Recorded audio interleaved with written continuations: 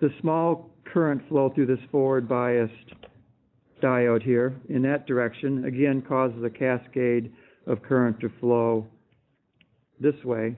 So you can, again, you're controlling a large current flow in one direction through a small current flow from the emitter, between the emitter and the base.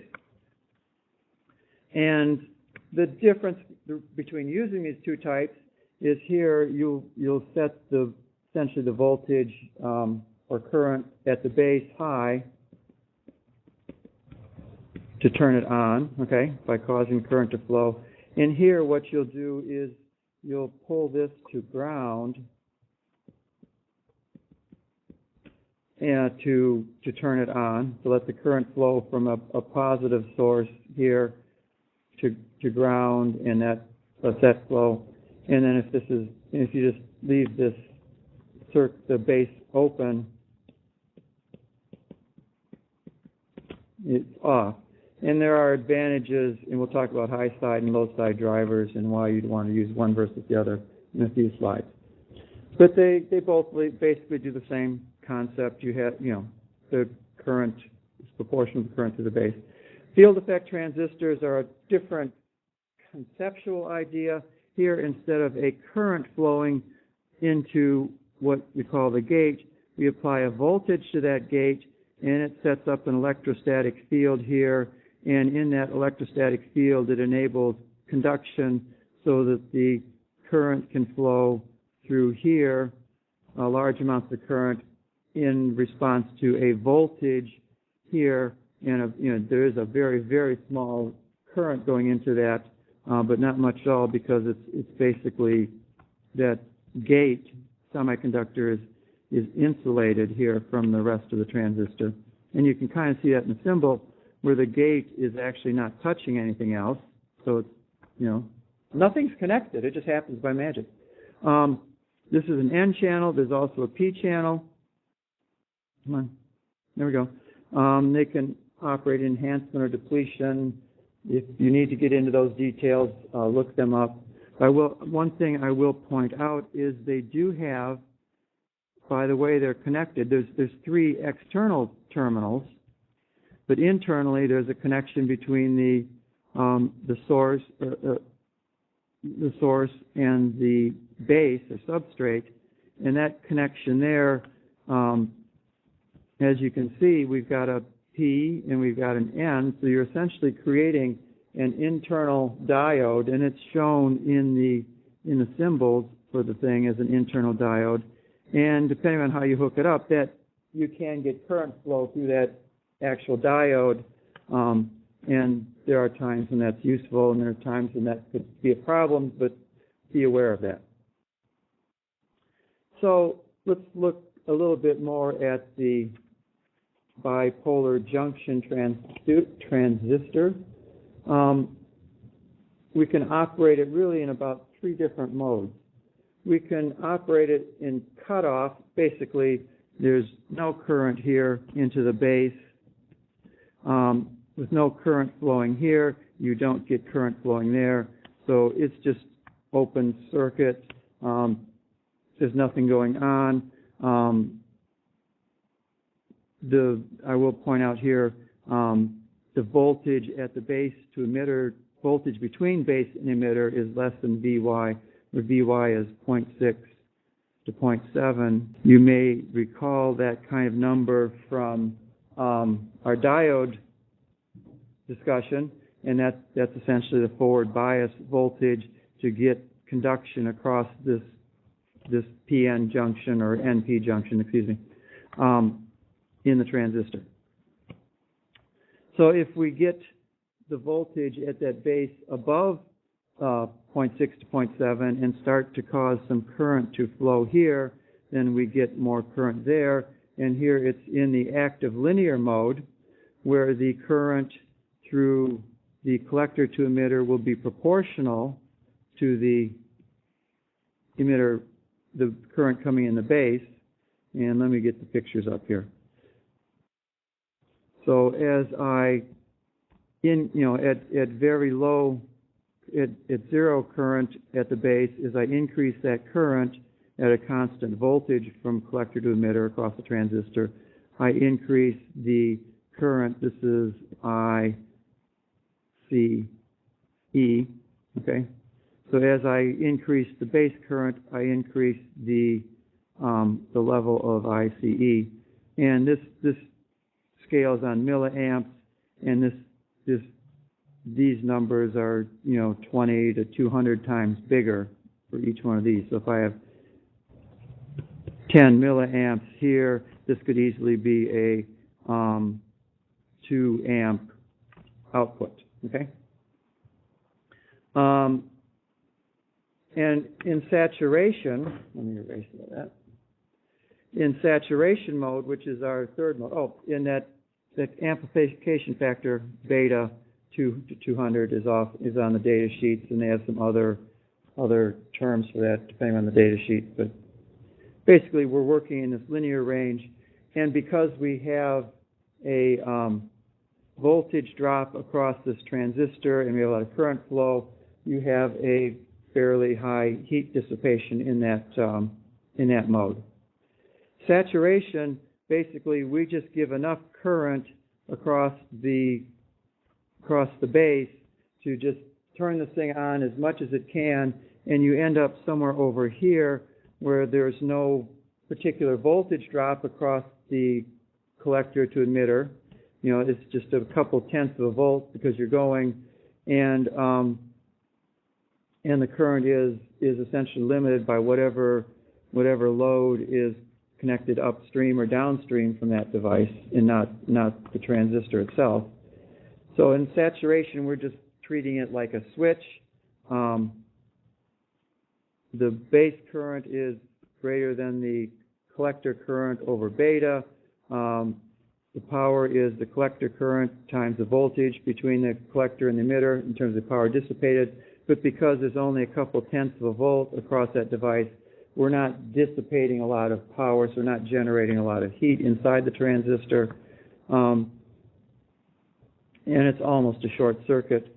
And here we have a drawing of the saturation region. And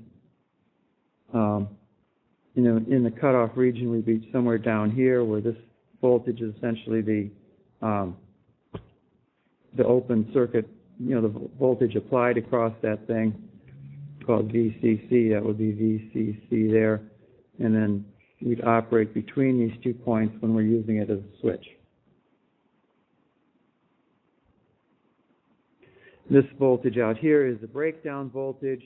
When you get beyond that voltage across the collector emitter, it will conduct even if there's no base current supplied, and that's not a good thing in general. It's just like overloading a diode, because you're overloading this reverse bias junction there, and the current flows, and you got a large voltage drop across it, you got current flowing, you're generating a lot of heat, and it can typically damage a transistor. This region in the middle here is our linear region, where the current, for any given base current, we get an almost constant current through the collector to the emitter. So if I'm using this in a switching circuit, using this as a switch, here's some sample circuits here, how we would do this.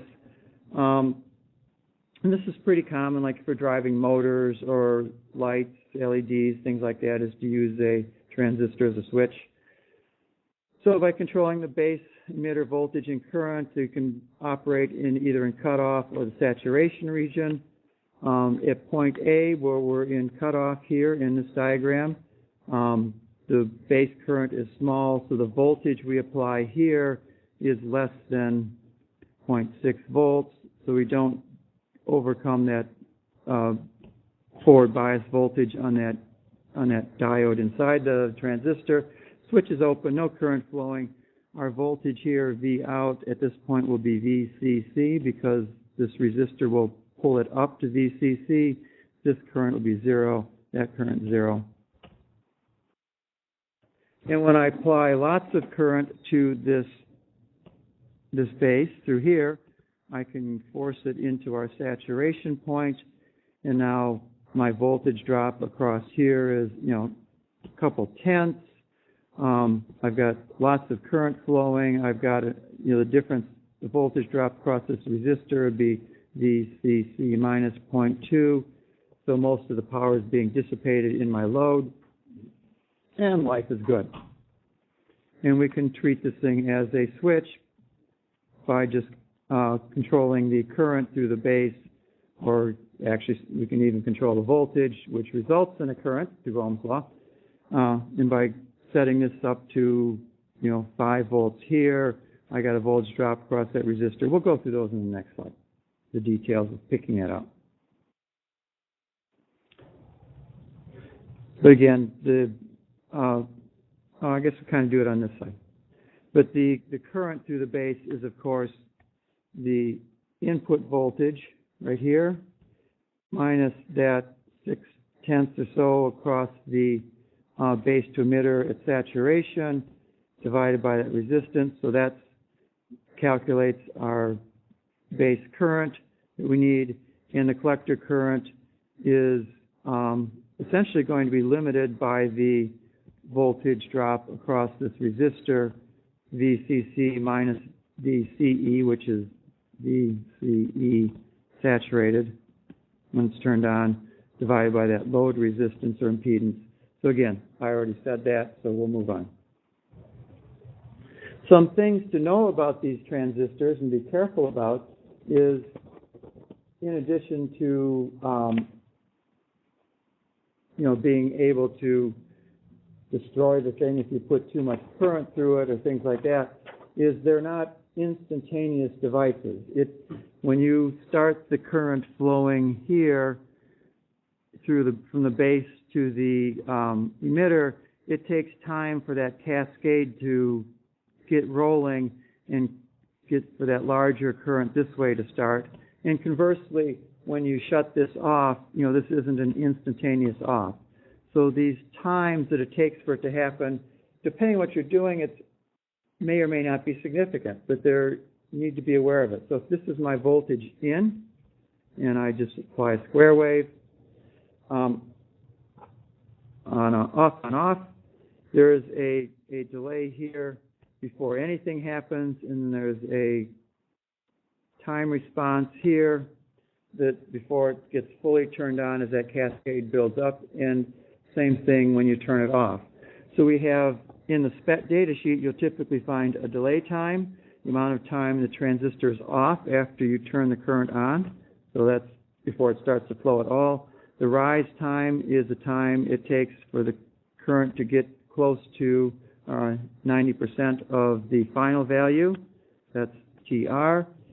And you add those together, it's basically the amount of time it takes this transistor to turn on. And on shutting it off, you have the same thing. There's a time delay before anything happens, and then this response time for it to finally finish happening. Add them together, storage time, fall time, add them together, you get the turn-off time. And if you're trying to do any kind of high-frequency work, or you're controlling a motor where you want to control, or even an LED where you want to switch it on and off rapidly so that you can control the relative power or relative brightness, these numbers may be an issue for you. So be aware of that. Here's an example. We'll kind of work through a little bit of math of using one of these in one of these applications.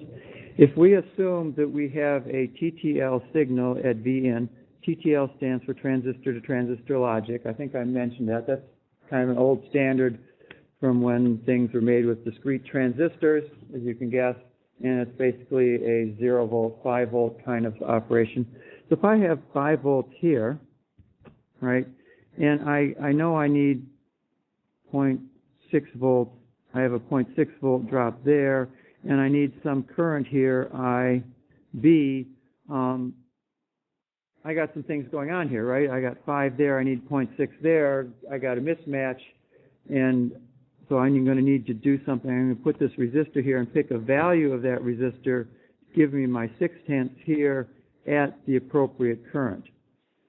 So if VN is high and the digital output can supply 40 milliamps, which we need to crank this particular transistor on, I know that Vin minus VR, the voltage drop across that resistor, minus the voltage from the base to emitter at saturation is equal to 0. That's Kirchhoff's voltage law. You guys should be familiar with that.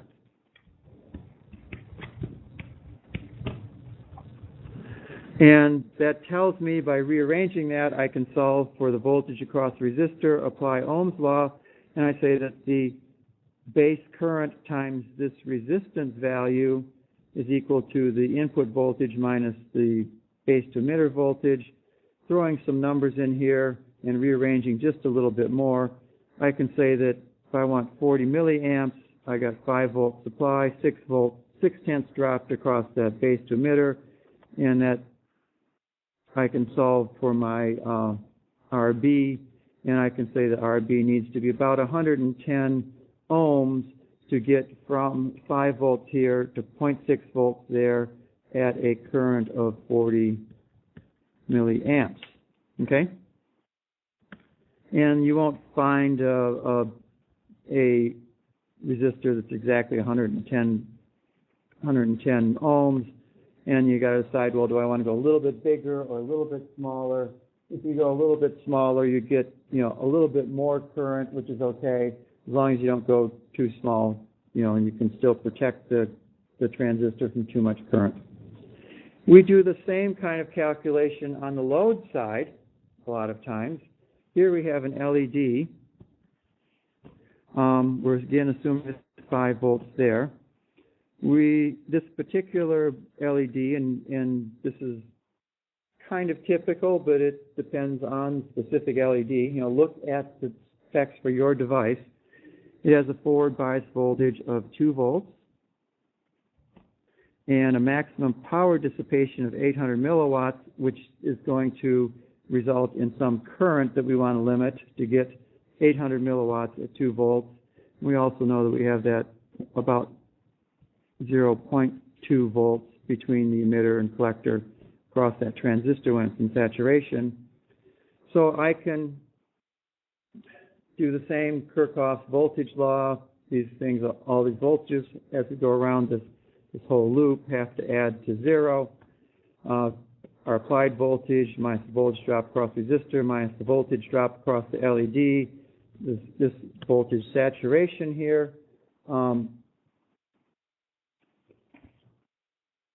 I know the values for most of those, and I can rearrange that equation. So I've got the necessary voltage drop across the resistor is equal to the VCC, which is 5 volts, VLED is 2 volts, and this VCE is 0.2, and there's the numbers printed out in neater than my handwriting, and we get our voltage drop across the resistor needs to be 2.7 volts.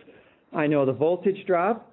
Can I figure the current? Well, I've got the power, and power is just the current times the voltage. So I've got 80 milliwatts is my maximum power, and that's equal to that voltage across the LED, which we said was 2 volts, and this current across the LED is what we want to solve for, and I get a current of 40 milliamps.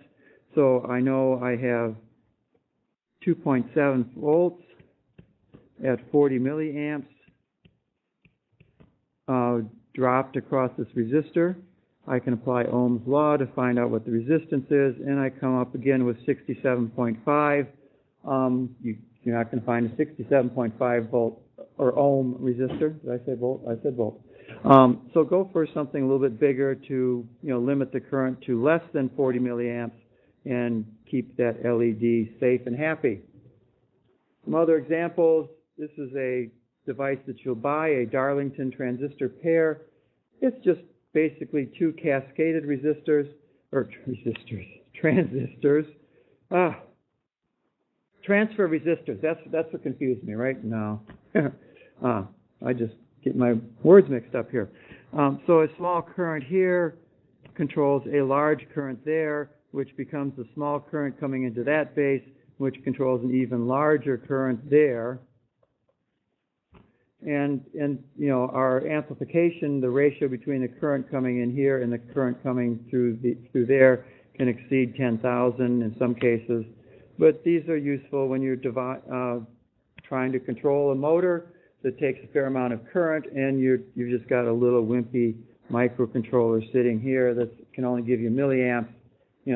These get you up into large power levels very quickly. Phototransistors, and actually this concept of a phototransistor is one of the things that drove the discovery of transistors originally.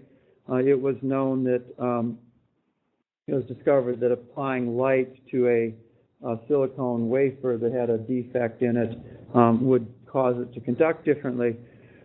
And basically, instead of a base to emitter current, instead of applying a current here across this to make it conduct, we just apply photons. And the photons kick things loose in that substrate there and cause the electron flow cascade.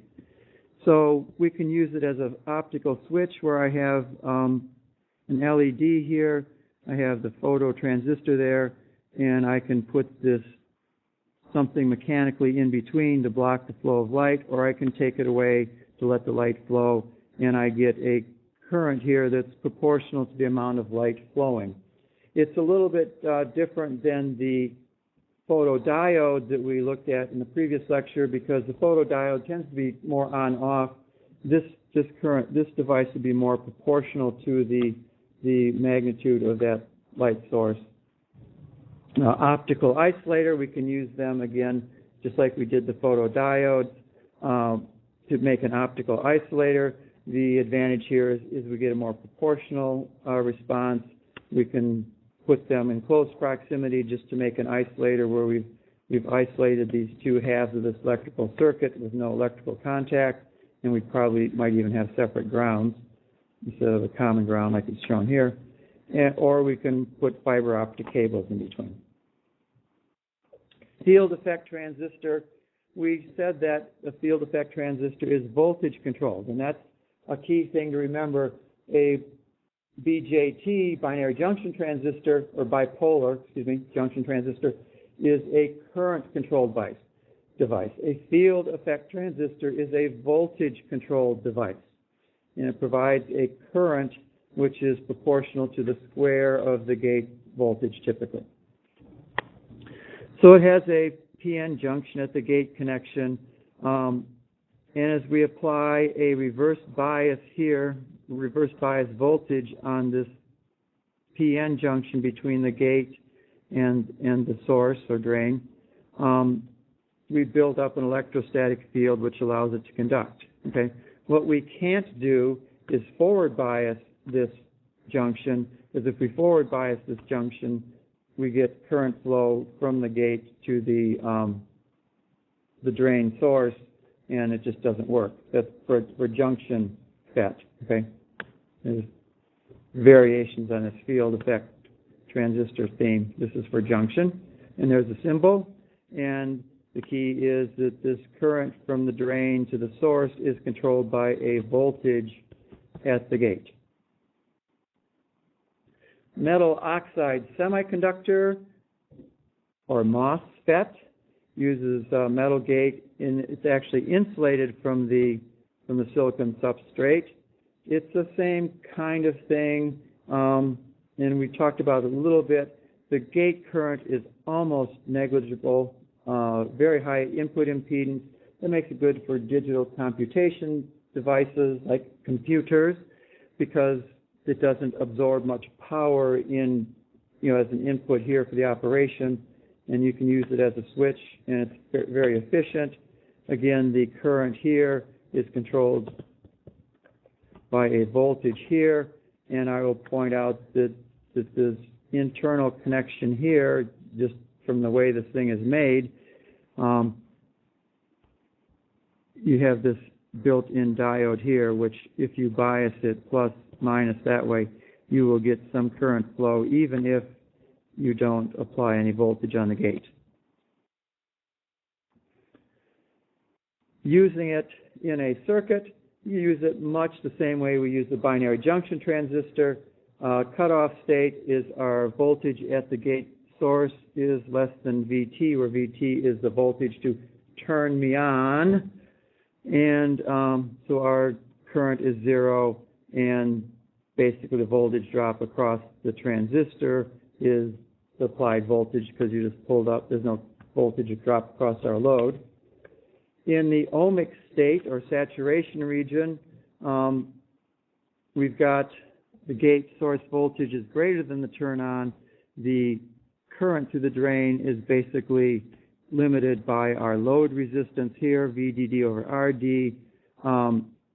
The voltage from drain to source is less than the gate to source voltage minus that turn-on voltage, and it's obviously well less than VDD. So basically we're operating somewhere up in this region, and we've just got this thing turned on and saturated, and you can look at it as a switch that's closed. It has a little bit of resistance in there. And then there's, just like the linear region on the BJT, we have this region here in the middle where the increasing gate to source voltages increases the drain to source current, and we get a fairly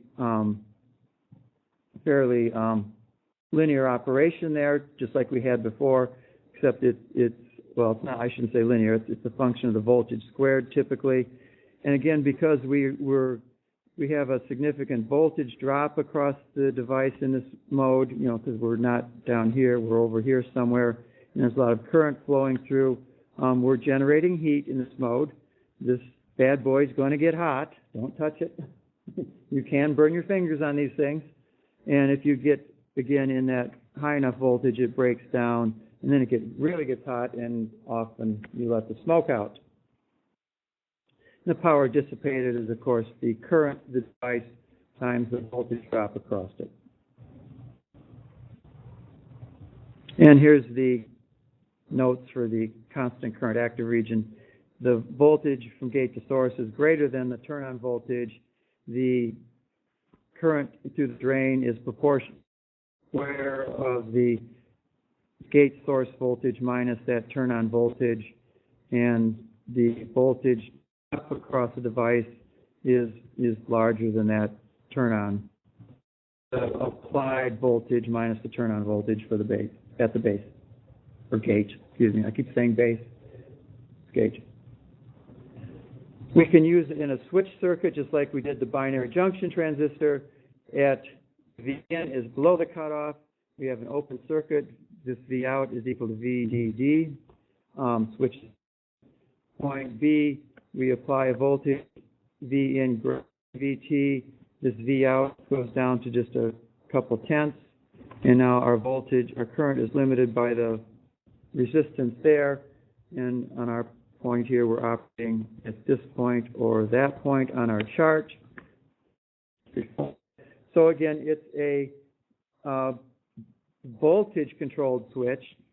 Voltage there controls the current, unlike the BJT, which was current-controlled. The note here says we can look at it as an inverter. That's because when we have 0 volts here, we get VDD there, right?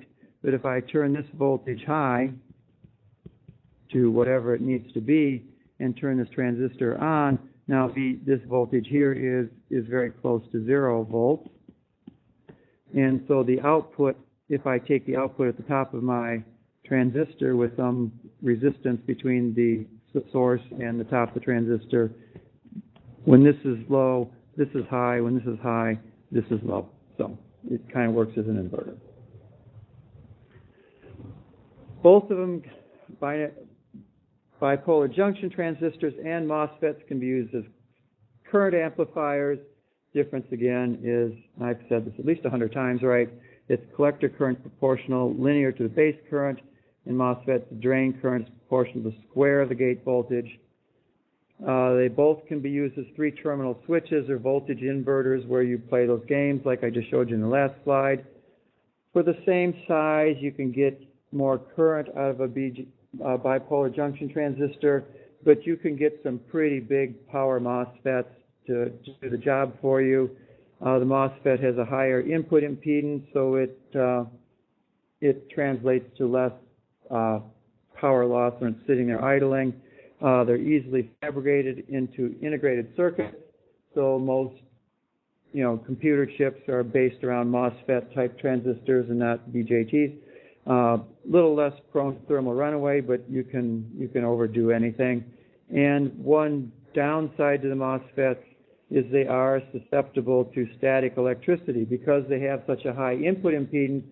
If you zap it, you can essentially break down that insulation between the gate and the rest of the transistor and its history. Here we're showing it as an inverter. I have a P-type and an N-type with in here. So when I have a high voltage here, when Vin is low, the P-type device turns on, and my V out is equal to VDD. When my input voltage is high, the low side driver, the N-type, is going to turn on, and V out equals 0. So it just inverts the logic there. I'm not going to spend a lot of time on that.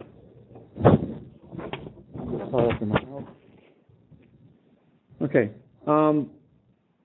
Let me just, there. Okay.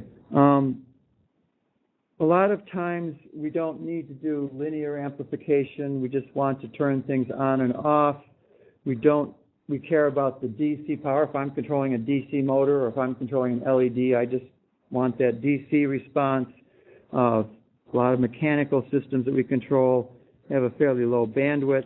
So we can use some fairly simple circuits. This example here basically says that if my voltage is high, I'm turning on, this is a PNP, okay, and no, this is NPN, and this is a PNP. Okay.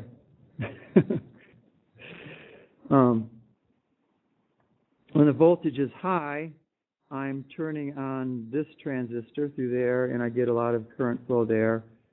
When the voltage is low, I turn this PNP on, and if there was a current source here or a negative voltage source, I would control the current flowing that way. And I'd probably be drawn better as a negative thing than a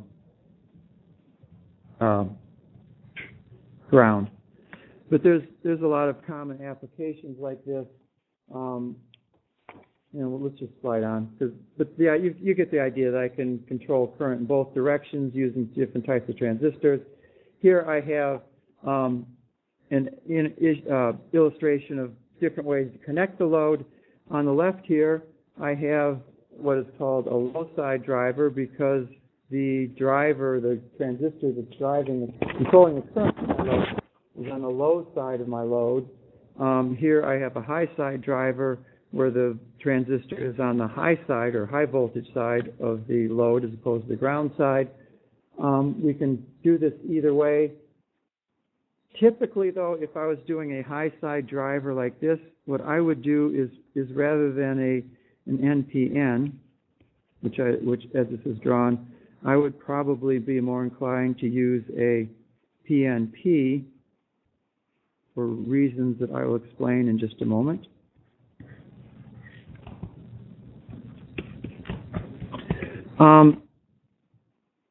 The reason I want to use a PNP is if I use an NPN to get this current to flow here into the base, I have to raise the voltage at this base pretty high. I have to raise it up, on the order of VCC. So if I have, I'm trying to control a 12-volt motor, and I have a 0 to 5 volt logic input, sending 5 volts here when I've got 12 volts there isn't going to cut it, you know. So I would use a PNP where I have VCC. When this is open, I get no current flow. If I pull this to ground or pull it low, which I can do, to turn on my logic and pull this low, then I get current flowing through there to my load by pulling this low. And then when I make this open or off, then the current turns off. So it's a little bit easier to build that circuit. The only thing you have to be careful about is that when it's open, you will see close to VCC at this point. Will your device tolerate that? Sometimes you have to put one more transistor in series with that to handle that voltage. But that's usually an easier way to hook up the high side driver, at least in my opinion. You're entitled to yours. One other thing we need to be very careful about, especially mechatronic systems where we regularly use motors and solenoids and things that have a lot of inductance, and we control them through transistor devices, either field effect or binary junction or whatever. The voltage across an inductor is the inductance times the derivative of current or rate of change of current, okay? What happens when, so if I've got just a DC current flowing, my voltage across some current I, my voltage across that inductor is effectively zero, or theoretically zero. It's just limited by the actual resistance of the wires in that winding, so there is some resistance. But when I open this circuit, I'll draw it as a switch here. So if it's closed, and then I open that circuit like that, what is the rate of change of my current, right? I had a current, nice DC current, and then I tried to make it go to zero. What's the derivative of current at this point? Well, in theory, it's infinite, right? And if my current is infinite, when I put infinity into this equation up here, what do I get for my voltage across that inductor? Whoa, it's pretty big. In practice, you know, we talked about the turn-on, turn-off times and the turn-on, turn-off response to transistors. So we don't get that infinite thing there. You get closer to a first-order response. So it's not quite so bad as you might think. But it's still, this can be, instead of infinite, we'll say large. And this is large. And it can be, you know, a couple, 300 volts is not uncommon. And then it can be enough to damage this device. You know, we'll exceed that breakdown voltage across that device. Not good, right? You don't want to destroy your driver every time you turn off your motor. So what do we do to fix that, you know? Well, if we put a diode across the device, this diode is, if you look at it, this is plus, this is minus, so the diode is reverse bias. So we don't get any current flow through it, right? That normally would be equal to zero. That's fine. But when I turn this device off here, and I get that induced current as the magnetic field in this inductor collapses, that current can now flow like this, okay? And it has a path for that current, so I don't get that sudden open circuit behavior as that magnetic field's collapsing, and that you don't get those voltage spikes, and we protect our transistor. If sometimes I can put a resistor in series with that diode if necessary. Depends on the application. For small motors, we don't bother. Just put the diode there. If you need to limit the current through this device, then obviously you need to put a resistor there. But that's pretty much, you know, it works. It's practical. The lab experiment we did where we were controlling the DC motor through the Arduino, we had you put those diodes in there. And this is why that inductive kick or the flyback voltage, whatever you want to call it, it just needs a place to go. And putting that diode across a motor across the solenoid gives that current a place to go and protects our semiconductor devices. And that's about that. So thanks for watching. I'll cue the theme music here if I had any, and we'll fade into the night.